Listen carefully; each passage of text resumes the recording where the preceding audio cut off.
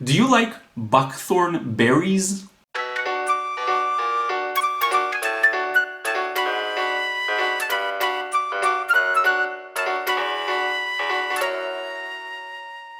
What's up friends, Liron here. Thank you for joining me in another episode of The Paint Show. And in this episode I'm going to look at the beautiful Sap Green, which is one of my favorite tubes, one of my favorite paints. I use it for so many things. For anything that needs green in it, I just put it in the mixture. It's a very interesting paint. Now, as I said, the brand, or I haven't said, the brand is Daniel Smith, so it is pretty good quality and it's a huge tube of 15 milliliters.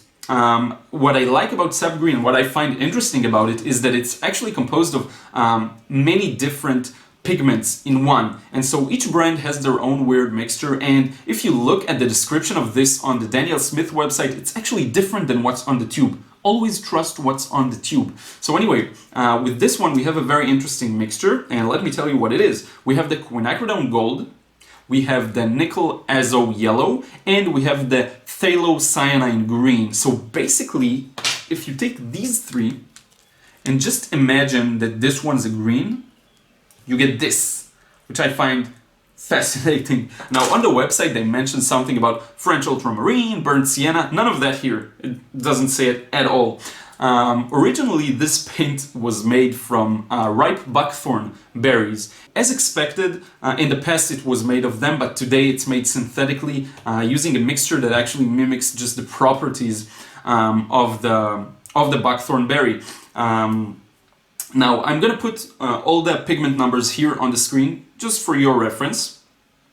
And I also want to add in the constitution numbers. So if you want to go and look more into these are basically based on, we have the indigo dye for the Quinacridone Gold, we have the mono azo dye for the nickel azo yellow, and we have the phthalocyanine also for the last one, phthalocyanine green. As for some other stats, so we have, if you look at the tube, we have the series is 2. So this one's a little more expensive to produce, and it may be a little more pricey, just because it's a mixture of several pigments, and I think also it has to do with the phthalocyanine. I don't know, I have a feeling it's very highly pigmented, and I'm really not sure, but this one is not Series 1, and I believe it's the first one we looked at that isn't Series 1.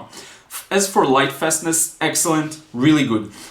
This one will granulate, and there's a very good reason for that. So we have a mixture of 3 pigments basically, and the more pigments you add, the more it will granulate. In fact, if you mix this one with another paint, so you have like 4 mixtures at the very least, and so they're very likely to granulate and create a beautiful texture that I like to use. I really like to mix this one with sepia or with burnt sienna, depending on the color scheme I'm going for in the entire painting.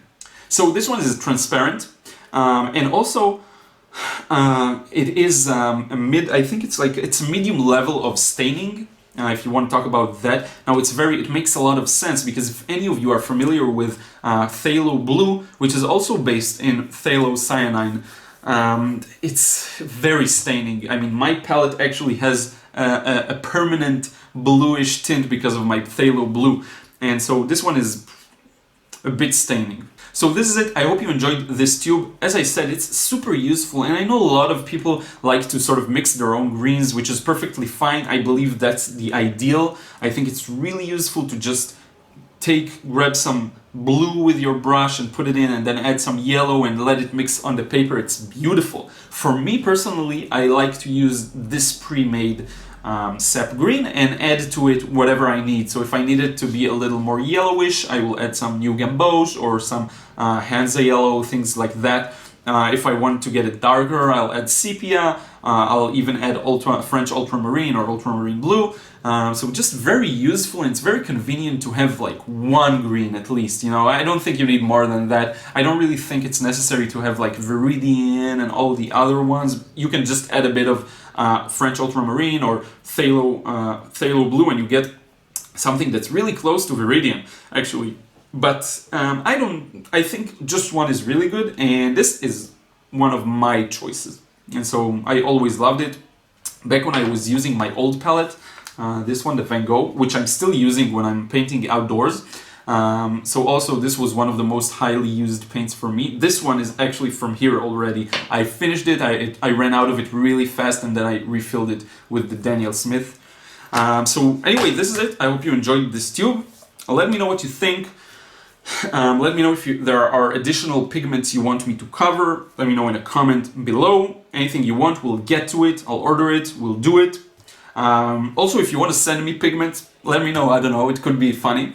And yeah, this is it. Don't forget to subscribe just to receive more updates about new episodes of this show. And also don't forget Snapchat and Instagram. I will already post a cool update about this episode, and if you're there, you're gonna see it.